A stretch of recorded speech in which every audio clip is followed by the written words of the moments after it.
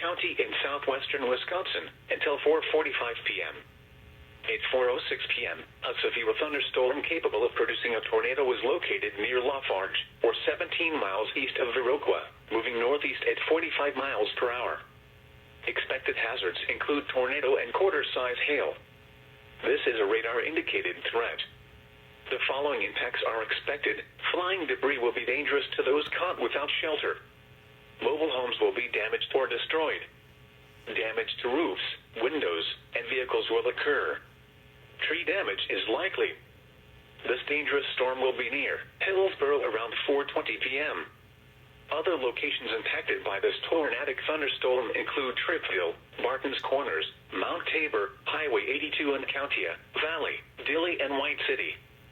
Take cover now. Move to a basement or an interior room on the lowest floor of a sturdy building. Avoid windows. If you are outdoors, in a mobile home, or in a vehicle, move to the closest substantial shelter and protect yourself from flying debris.